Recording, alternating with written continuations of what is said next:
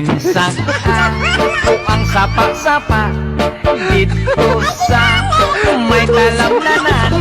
Ang koraksoy na akong nadakpan, ginhimo